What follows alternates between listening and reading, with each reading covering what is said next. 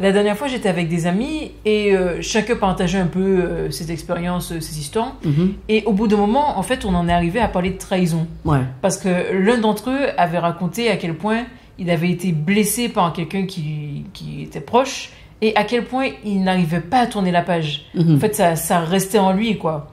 Et tout de suite, il y a quelqu'un d'autre qui a lancé « Bah, tu devrais lui pardonner, tu vas voir, ça va te libérer. » Raphaël est ma fille, elle a 24 ans et depuis quelque temps, elle s'intéresse à ma profession. Elle me pose beaucoup de questions sur la médiation professionnelle, sur les thématiques d'actualité et sur tout ce qui touche à la relation. J'ai eu envie de vous partager nos échanges. Est-ce que je suis assez motivée pour le faire ou pas? Je dirais que lui dire merci, c'est le minimum. C'est clair que c'est une manière de voir les interactions, tu vois, de s'imaginer le vivre ensemble. Tu l'as vu, en ingénierie systémique relationnelle, il y a plusieurs courants de pensée qui ont été identifiés et chacun d'entre eux influence notre manière d'être en relation avec les autres et avec nous-mêmes. Donc, tu vois, la personne qui parle de la nécessité du pardon, cette personne ne le perçoit peut-être pas, mais elle est sous l'influence d'une vision du monde où les relations humaines sont construites autour de la notion de la faute, tu vois, de ce qui est bien, de ce qui est mal, du péché, de la rédemption et du pardon, bien sûr. Ouais. Et lorsqu'un conflit arrive comme ça dans une relation, eh bien, il peut être interprété comme une rupture de l'équilibre moral entre les personnes, tu vois, où il y en a un qui a commis une faute, il a causé du tort à l'autre, et en fait, pour retrouver une forme de paix intérieure, eh bien, il va falloir qu'il soit pardonné. Ouais. Et en fait, ce modèle repose sur l'idée que la faute est une charge, et que c'est un poids, et que c'est un poids qui peut être levé qu'à travers un acte de rédemption d'un côté, de clémence de l'autre. Ouais. Mais évidemment, c'est une construction culturelle. C'est un mode d'interprétation parmi d'autres qui fait du pardon une nécessité pour avancer, tu vois, pour les deux. Mais tu comprends bien que cette manière d'envisager la relation, elle n'est pas universelle. Il est tout à fait possible d'avoir un autre regard où le pardon n'est pas une obligation, c'est pas une nécessité. Et d'ailleurs, plus tu t'éloignes de cette logique de faute, de bien, de mal, et plus la question du pardon ne se pose plus. Oui, parce qu'en fait, il ne s'agit plus de réparer une faute, Ouais. mais plutôt de comprendre ce qui s'est passé dans la relation. Et ce qui devient central, finalement, c'est la reconnaissance de ce qui a été vécu et la prise en compte des décalages entre les attentes, Ouais.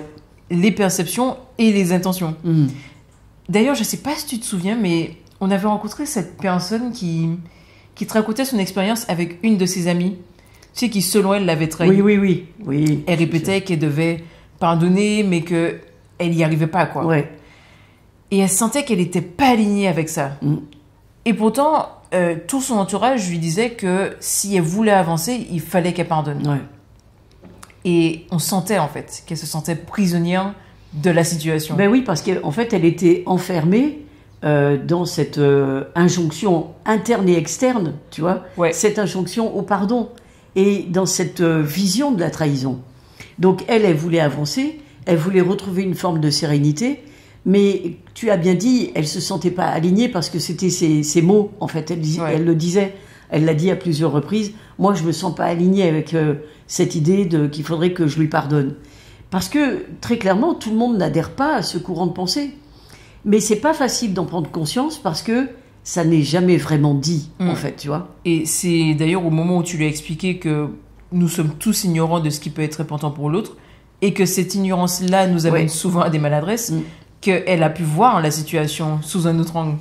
Et d'ailleurs, elle a même réalisé que ce qui la bloquait vraiment, c'était pas tant les propos de son amie, mais plutôt la manière dont elle avait appris à interpréter ce genre de situation.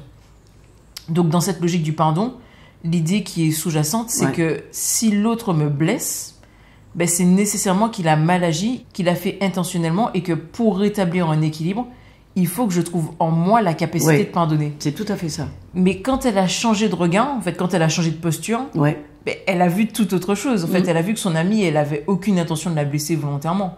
Elle avait juste pas conscience de ce que son comportement avait comme conséquence pour elle. Donc, c'était pas une faute à réparer, mais plutôt un décalage entre les attentes de chacune et, en fait, dans la manière qu'elles ont chacune de voir la relation. Donc à partir de là, pardonner, ça n'avait plus de sens parce qu'en fait, il n'y a rien à effacer, quoi. Il n'y avait pas d'erreur. Il n'y avait pas de faute, c'est exactement. Ça. Et ce qui comptait désormais, c'était pas de réparer une faute, mais plutôt d'instaurer une communication plus claire entre elles. Et d'ailleurs, tu te souviens qu'elle avait eu aussi une prise de conscience sur la posture d'autorité qui va avec cette idée du pardon. Oui, c'est vrai qu'elle s'était rendue compte que dire « je te pardonne », en fait, c'est poser un jugement sur l'autre. C'est valider, ou non d'ailleurs, qu'il mérite d'être libéré de sa faute. Ça signifie que moi, je me place en position de supériorité et que c'est moi qui décide s'il peut passer à autre chose. Et tu vois, c'est ça, là, il y a des questions qui se posent, c'est parce que pourquoi je devrais me mettre dans ce rapport de pouvoir ? Pourquoi je devrais être celle qui accorde ou qui refuse quelque chose à l'autre, alors que en réalité, ce qui me concerne avant tout, c'est la façon dont je choisis de vivre cette relation, et puis que je vais choisir de vivre aussi cette situation qui se dégrade dans la relation. Parce que dans cette logique, il y en a un qui va rester enfermé dans un rôle de coupable, même si je finis par lui accorder mon pardon, tu vois. Donc ça veut dire en réalité que c'est moi qui tranche, c'est moi qui pose un jugement et qui détermine s'il peut être libéré de ce qu'il a fait, tu vois. Donc cette posture d'autorité, c'est pas une vue de l'esprit, quoi. Alors que, très clairement, tu vois, tu l'as dit, quand elle a compris que c'était en fait une question de reconnaissance, ce que nous disons régulièrement dans les podcasts, c'est reconnaître à l'autre la légitimité qu'il peut avoir à se tromper, à ne pas tout savoir sur moi, sur ma manière de fonctionner, et lui reconnaître la légitimité de cette maladresse qu'il peut avoir. Tu vois, c'est pas du tout la même chose.